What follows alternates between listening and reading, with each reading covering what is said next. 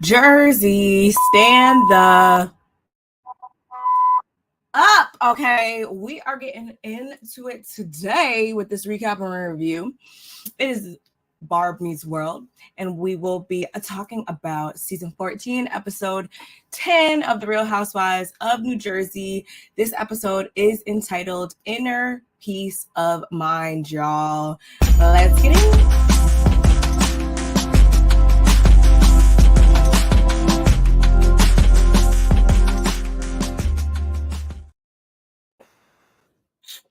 Hey y'all, what's going on? Yes. You read the title correctly. We will be discussing this week's episode of Real Housewives of New Jersey, y'all. We know last week there was no new episode, so we weren't able to get up here and bump our gums. But nonetheless, we are back with, I want to say there's going to be like 2 more episodes after this one. So we're really getting down to the wire with this season. But before we get into all that, y'all, please make sure you hit that like button.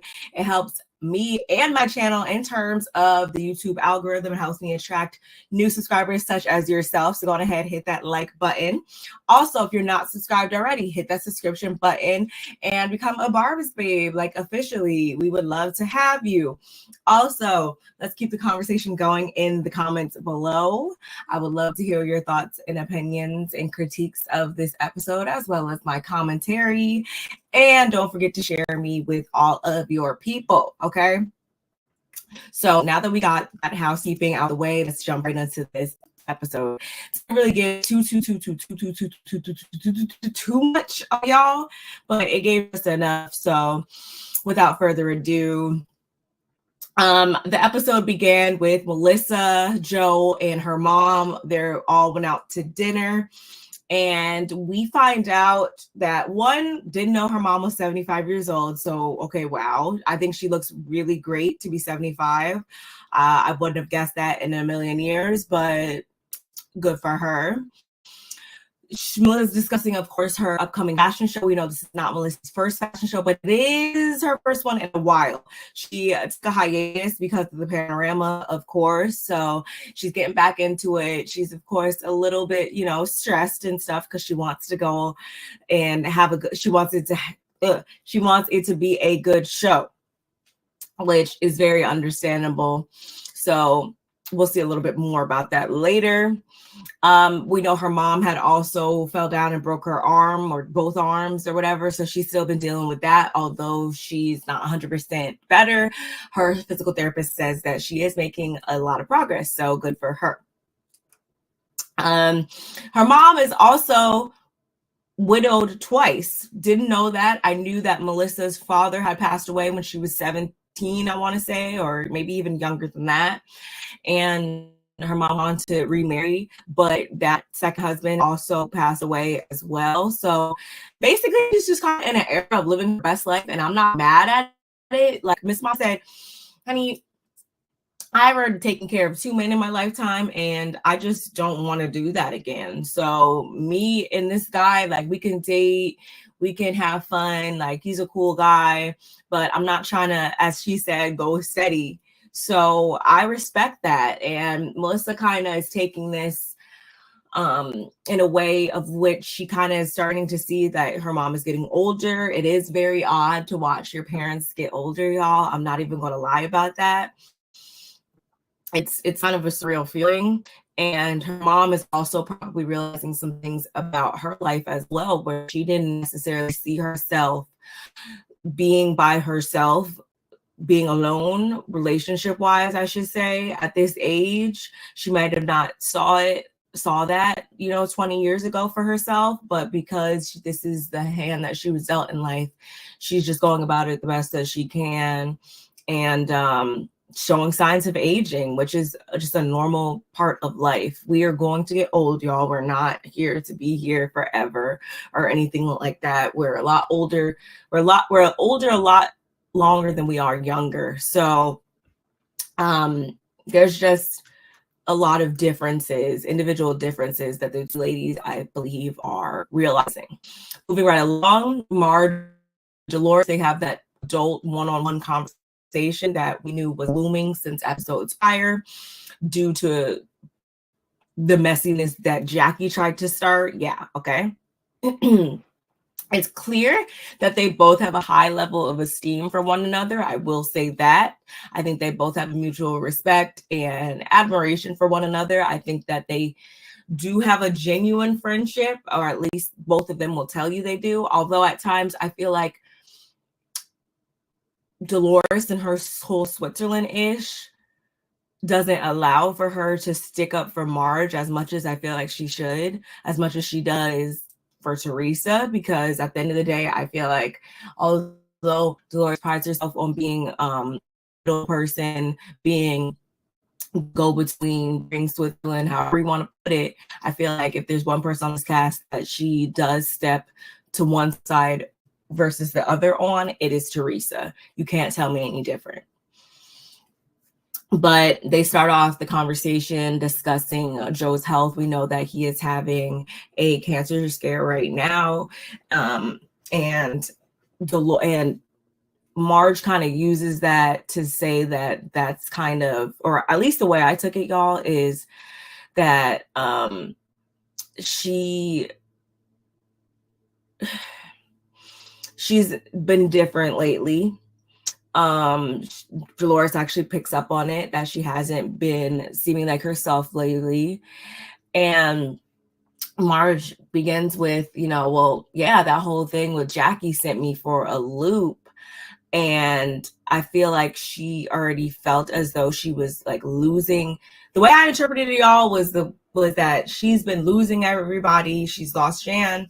I shouldn't say losing everybody, but she's lost Jan. Joe's now going with her, going through this cancer scare. And then now you got my good friend Dolores over here. You're trying to cause chaos in that relationship. And I think Marge was just like, enough's enough. And she just reacted based off of feeling like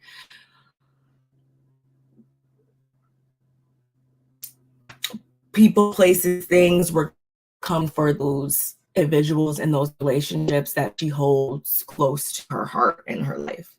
And I can understand that. I really could. Dolores asks Marge flat out, though, like, Jackie said that you were saying bad things about me and Paulie. Is that true? Did you say that? And I'm not sure if you guys picked up on it, but I definitely did.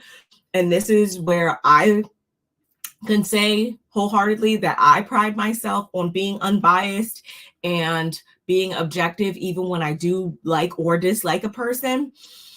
Because don't get it twisted, y'all. Marge definitely has her ways about her. I think she's an awesome housewife. I think she knows how to play the game very, very, very, very well. And in this moment, I think she was very purposeful about the word choice that she used when she answered that question. Because she says, and I quote, "I have never said a bad word about you." I just want to point that out because although I like Marge, I really, really do, I always have to call a spade, y'all. And no matter how I feel about a cast member, again, Marge knows how to play the game. So I think that she strategically used that word choice because it still leaves room for interpretation. And how I'm interpreting it is, yeah, she never said anything negative about her friend Dolores, but there still leaves room for her to have possibly said something negative about Paulie. You see what I'm putting down, y'all? That's just something I picked up on. Moving along.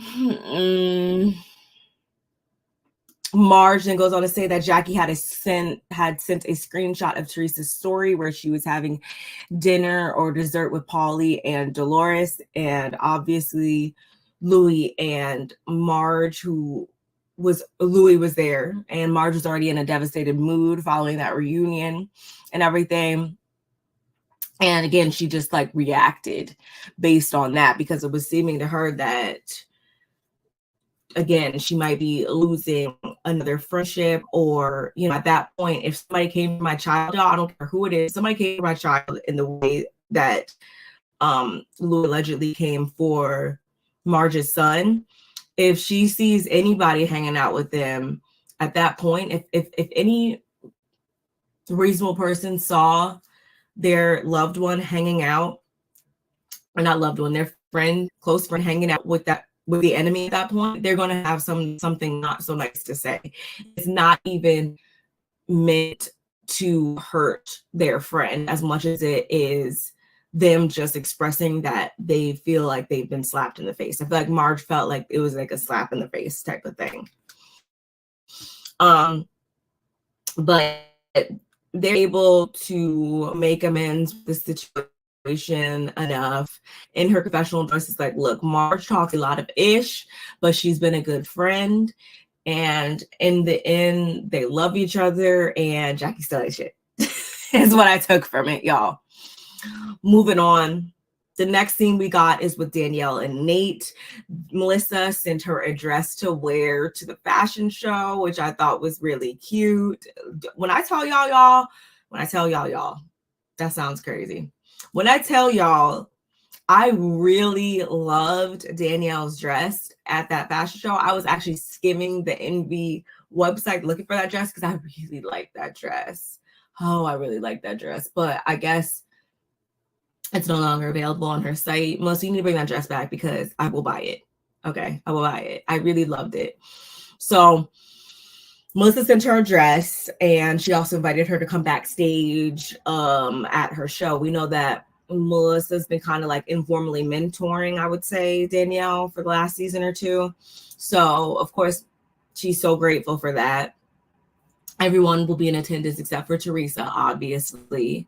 And speaking of Teresa, Danielle hadn't even talked to Teresa since the launch party, the relaunch party or whatever, where she just sat there defending Jennifer. So I think Danielle is kind of unsure of where she stands with Teresa. I think by the end of this season, though, word on the street is that there's no more pondering going on. Danielle has fully realized who isn't her friend in this group. So only time will tell.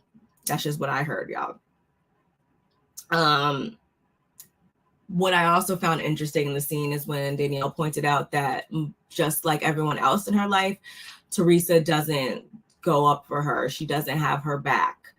And I just either think, okay, what do y'all think, actually? I'm going to ask y'all. Do you guys just think that Danielle is the type of person that just genuinely just needs a lot of support in life? She doesn't mean anything malicious by it. Like, there just are some of those people that are just they just need support. They just do. And are sensitive. Or do you think that she's just being needy AF? What do you guys think? I'm curious to find out. And I feel like I would be able to decipher between those two options or characterizations, I should say, if we knew more about the relationship and the dissolution of the sibling relationship that Danielle had with her brother and his wife. I think that would give us a lot more insight as to who she is as a person, how she shows up in interpersonal relationships. And I'm hoping that if there is a season 15 with these same ladies, I'm hoping that by then we'll be able to tell like a bit more about Danielle in that regard.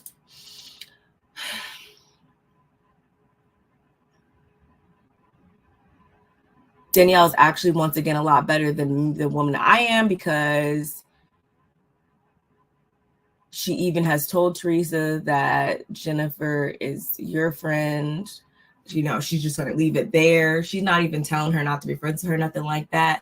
Whereas someone like me, I just feel like there's only so many situations where you can show up as Switzerland, especially when there are moral, ethical, just wrongdoings occurring left and right. I feel like in this situation, the physical altercation that went down between those two ladies a couple episodes ago, I feel like that's a situation that you cannot just ride the fence on. I feel like that's a situation where you have to take either side.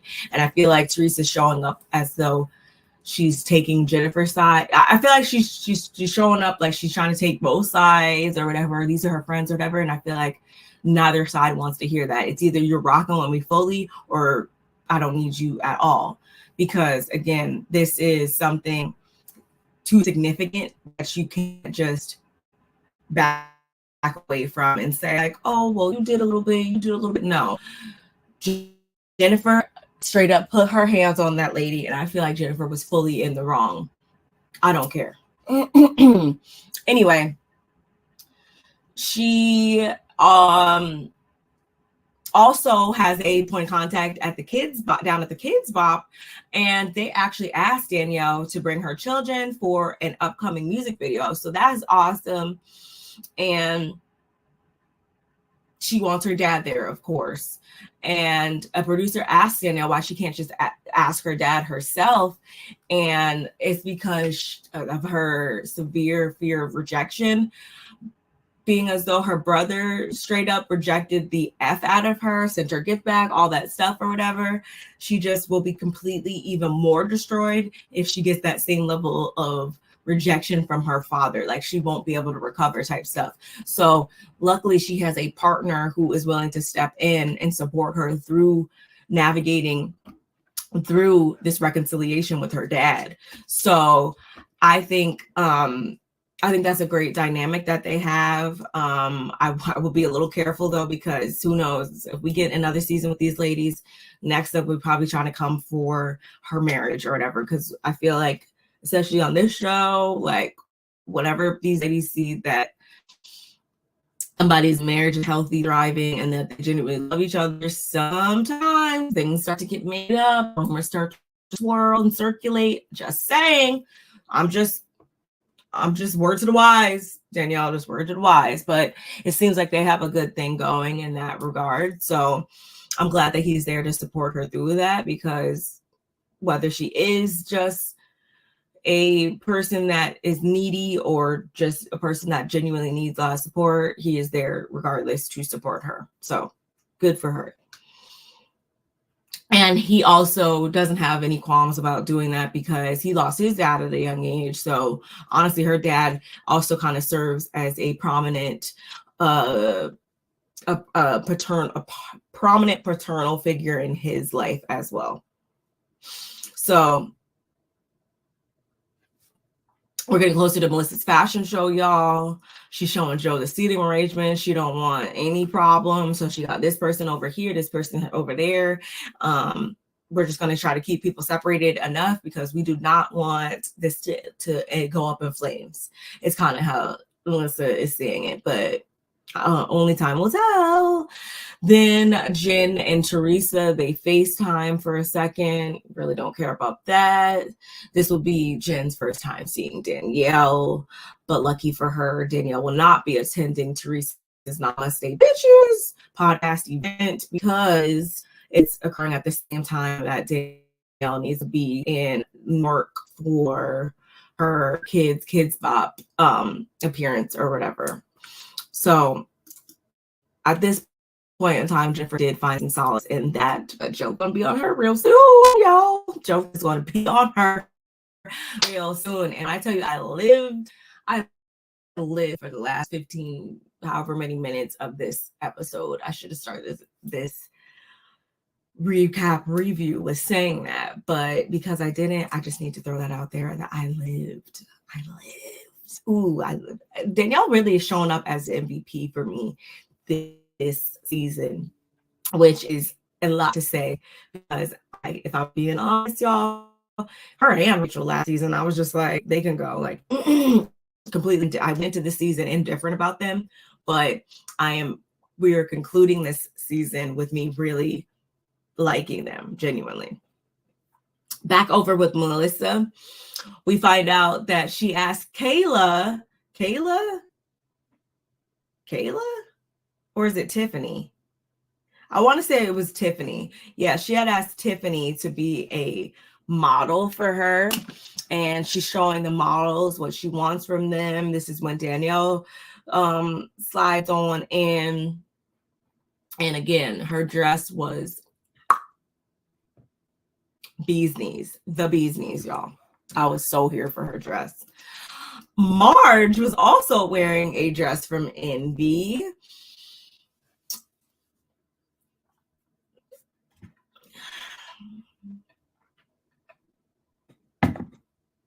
Anyway, Dolores is telling Paul that being Rachel and Jen Bessler got into it, bougie kids yet.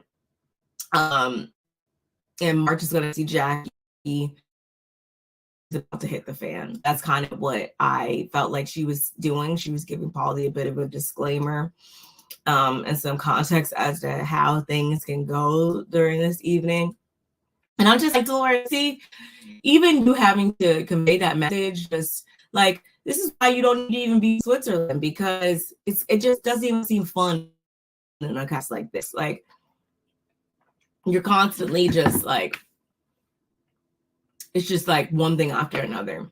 And I couldn't do it. I couldn't be in the middle. I could only just,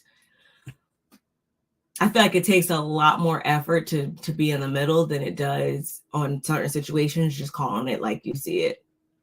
And I don't think that she's above calling it like she sees it. It's just for some reason she has this undying loyalty to Teresa. And I hope that if and when the time comes for Teresa to pay her back that same consideration, that she does, and Dolores isn't just left out to have her feelings hurt. Honestly, scratch that. Actually, we've already seen that, because with Teresa's wedding, she actually picked Dina over Dolores, I feel like, in that situation. So if I was Dolores, I would have taken heed to that. She didn't even invite her to the engagement party. She was literally, Dolores was sloppy like seconds for Teresa in that wedding. And for some reason, she still keeps showing up and keeps bending the rules when it comes to Teresa. I don't get it. I know they go back to the sandbox, but ultimately, wrong is wrong and right is right. Sorry. Just saying. Marge asks Jen Fester if she's going to talk to Rachel, and Jen says that she doesn't know. Rachel's always hurt, and she's always making it seem like Jen is the one that hurt her. So she just doesn't know if that's what she wants to do right now, because in the end, she was just trying to protect her family. Yeah, okay. I'm still side-eyeing Jen Fester until I get confirmation that she's either AMO or B, she's just that camera hungry. Like, until we get some confirmation on why she's showing up these ways, I don't care. I ain't got nothing more for her. Moving on. Jackie speaks for Rachel just as Jackie rolls up.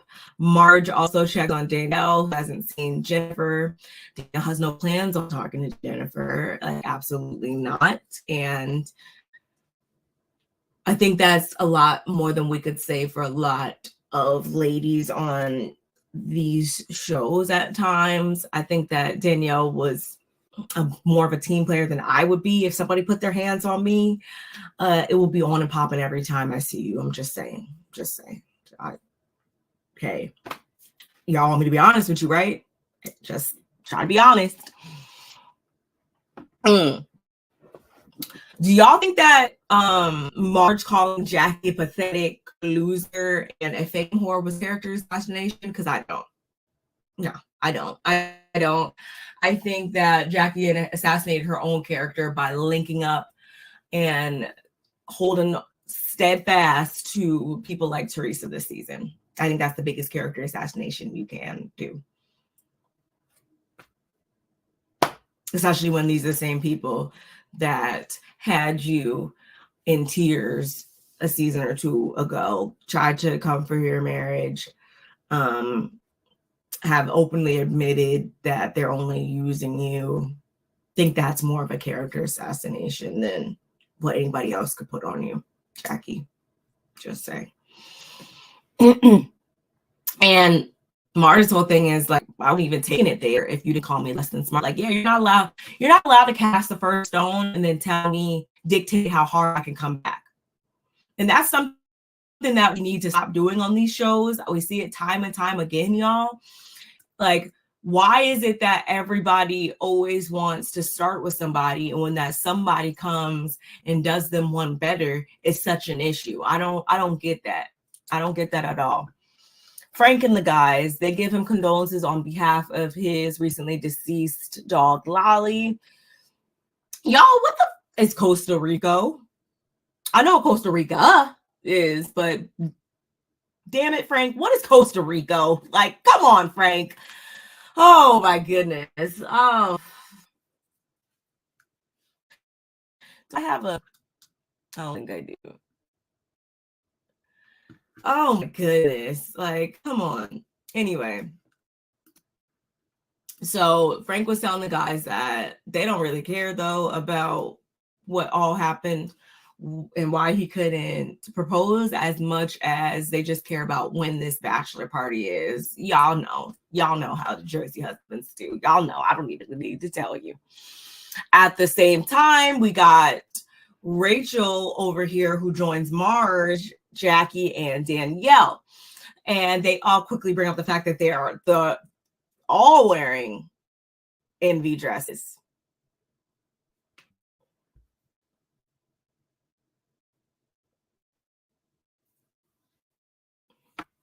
Y'all, why did Marge turn to Jackie and say, did you get that from envy? And this is why I say what I say, y'all. Marge knows what she's doing. She's a damn good housewife. Gosh, oh, she's so good. Oh, I love me some Margaret Josephs. I really do. And why does Jackie go, no, I haven't been to envy? And Marge is like, yeah, I know. She sent us all dresses. And you can't say stuff like that to somebody like Jackie, who is constantly so critical and so paranoid and self-conscious about how she showed up in these friendships and stuff and where her place is in the group and who wants to be back on the show full time so bad, even though she is boring. Ugh. Got all up in her head. And Jackie immediately, y'all, she's like immediately spiraling as she always does. How she talk about how she always knew who her friends are, and she just gets up and walks away. Immediately hugs Jennifer too, which I'm like, oh, so you went to go find comfort in literally the persons that are using you? Like, you can't make this up. You really cannot make this up. Jackie, you went out bad this season, like real bad. I wouldn't show my face on. As someone brought up, I think was it Rachel that brought up that Jackie's the laughing stock of Bravo, the Bravo network right now. Like, honey, get it together. Anyway.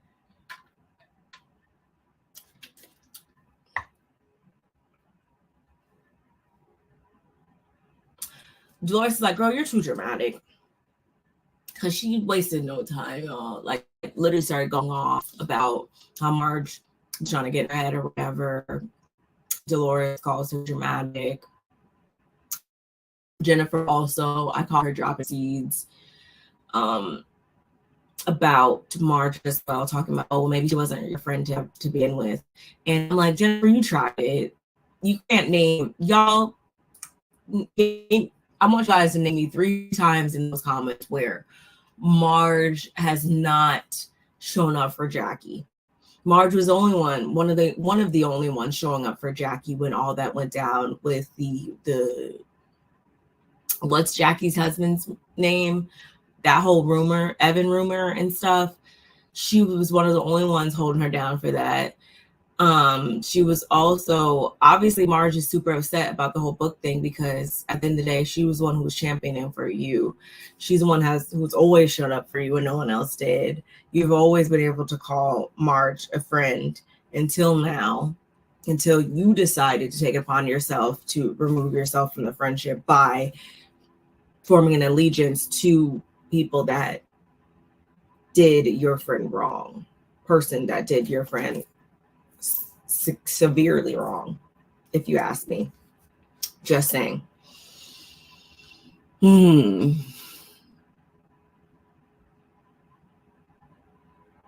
Jennifer decided to throw hella shade, y'all. once fashion show did start, Jennifer decided to throw a shade by pointing out that Melissa doesn't design any for fashions and she doesn't have male models, which could possibly be indicative of the fact indicative of that rumor about her making out with a dude in the back of the limo or whatever. That was supposed to be a male model or whatever.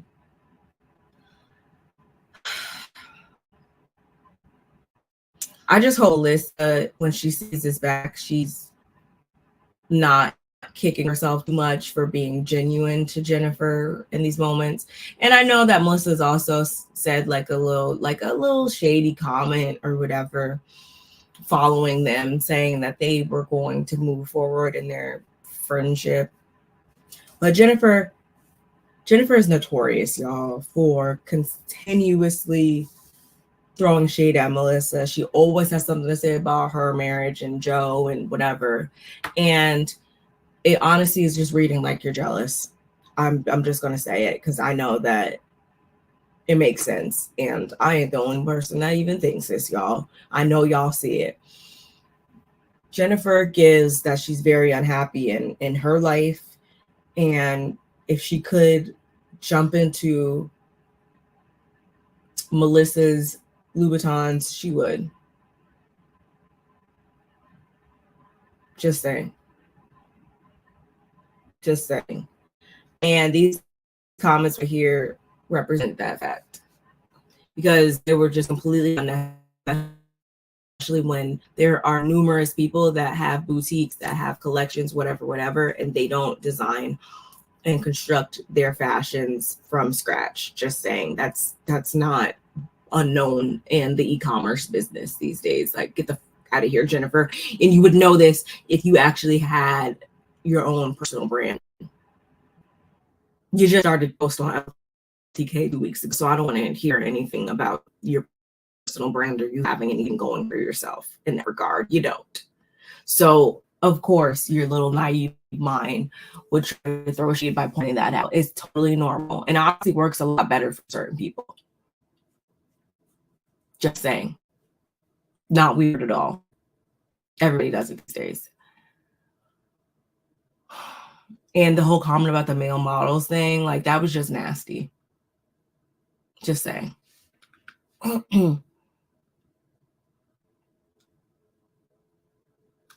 The final scene of the episode, y'all, we have Teresa's Namaste Bitches podcast event. She's having it at this place called like the Cathedral, which is literally just like a cathedral, I guess. And she makes it a point to say that Melissa Feister, whatever, that she is someone that hit it. They hit it off really well at her previous event, the previous year, and that she's the good Melissa, whilst her brother married that evil bitch. Again, want to always talk about how Melissa's bringing up Teresa, or the show would be nothing without Teresa, but Teresa consistently brings up other people and Melissa and Joe just as much as they bring her up. Just saying. That was uncalled for. That was so unnecessary. And no one even asked for that. Like, whatever. And Melissa doesn't even drop down and say shit like that. So just saying, just pointing that out. By no means am I sitting here saying that I am a Melissa stan or anything like that, because I'm not. I'm team nobody, just like I said. I'm team BarbMeetsWorld all day, okay? I am not team anybody on this show, y'all. So don't ever get it too confused. Just an FYI, I know I started this season off with bringing that up, but apparently I needed to say it again. So tell me why Danielle was able to make it to Teresa's event. She says that she was able to get down to AC, Atlantic City, because the Kids Bop event ended a lot earlier than she thought.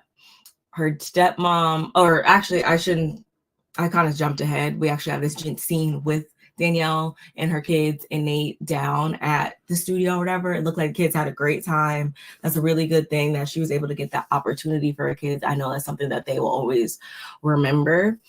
Her dad, though, wasn't able to make it. And again, it sucks. She really wanted him there, especially because it was like coming together. It wasn't like this big, like cringy, like, oh my God, I just loathe having this upcoming conversation. My stomach is in knots. Like, oh my gosh. Like, she knew that this would already put them in a good mood. They're here to celebrate the children. And it just would have been a good way to break that ice. But he wasn't able to make it. Her stepmom had eyelid surgery. There was a bit of complications. Stepmom back to the doctor, whatever. So just the boat that they're in with it. But back over at the Namaste event, Teresa comes out, she greets them, and she tells them that the theme is finding peace. She's been dealing with a lot. It's, been helping her get through this. Like, she's just been going through the whole ordeal, and she can't speak on it now, although we know exactly what she's talking about. The whole court case that's going on with Louis and Louis' ex and all that. Yeah, we already know what you're talking about. But basically, she's just been going through it. So that's the theme of the day. And she wanted to have the event at the cathedral because she's now accepting God back into her life after basically losing confidence and being so angry with him for so long based on the events that occurred in her personal life. Teresa asks Jennifer if she talked to Danielle at the party, and Jennifer is like, hell no, and continues to blame everything on Danielle. Again, at this point in time, Jennifer still didn't know that Danielle would be showing up. But y'all, she does show up. And you know who else was there? Dorinda, who apparently is like hella thirsty to be back on Bravo, to be like in the mix of stuff. I don't know. I never watched her seasons of RHONJ. Just saying, just conveying the message to y'all. She was there. Again, Danielle was able to make it there. And why was Jennifer talking? Who was that random person that Jennifer was talking to about what went down with Danielle? Giving her version of what went down. I hope, hey, FYI, lady, I hope you know that Danielle, it was all lies. Like, that's not how it occurred. And I hope when you see the season back, you realize, like, yeah, she just lied straight up to your face. Straight. A person that can sit there and lie to you straight in your face like that, y'all, is a dangerous mother. I'm just saying, that's a dangerous person. I could not. She has crazy eyes. I'm talking about Jennifer. She has crazy eyes, and I couldn't do it. I couldn't do it with her. Moving right along. Teresa reads an excerpt from her diary. Of course, it's about family. Of course, it's about values and removing people from her life. Kind of weird, not gonna lie. I was kind of confused, but you know what I wasn't confused about? This 10-minute intermission that we had. So all the ladies joined Teresa in her dressing room for the 10-minute intermission. And y'all, I was getting my life with Danielle's comments. She didn't hold back at all. And she had Jennifer shook because Jennifer thought she wasn't going to be there. And when she was, like, Jennifer, she just wasn't all ready. Danielle was all ready for that ass. And she let it be known. Baby, Jennifer was dumbfounded, like straight up dumbfounded, because Danielle's like, or Teresa makes mention of how she wanted to have, it at today's venue. And Danielle's like, I'm surprised the whole place didn't go up in flames when your ass walked in here. Jennifer was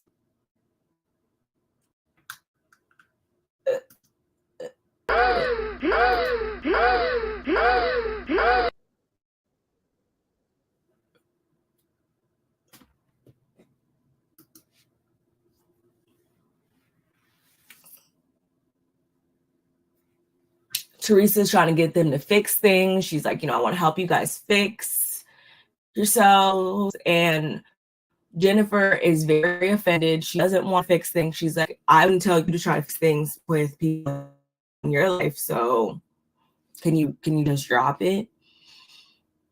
Dolores tries to intervene. They go back and forth for a minute or two, and y'all tell me why. Dolores is like, don't you have to be back out there or whatever? Like, trying to kind of diffuse it and trying to, let's just gotta move away from this. Y'all.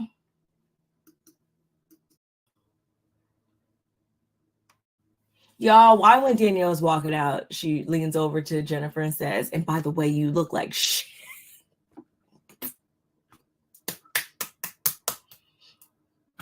Boom! Like,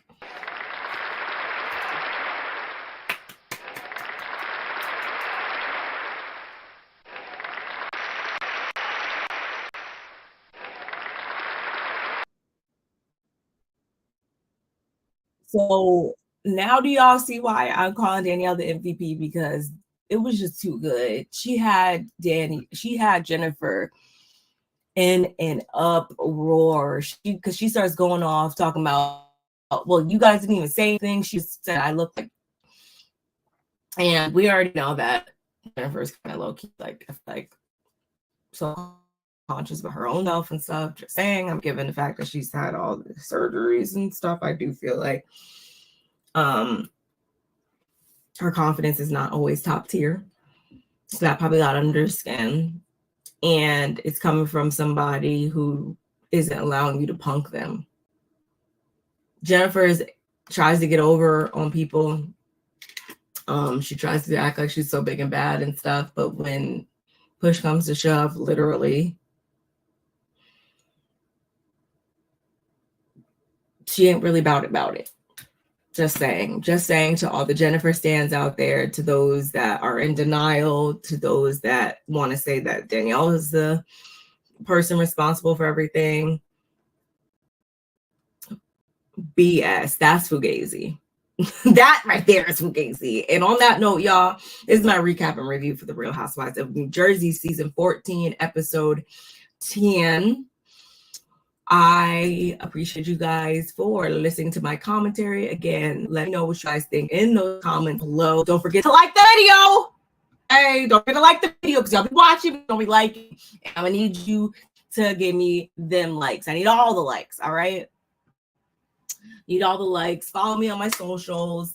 They are linked below, and they were also scrolling across the screen for the duration of this live or this video, whatever.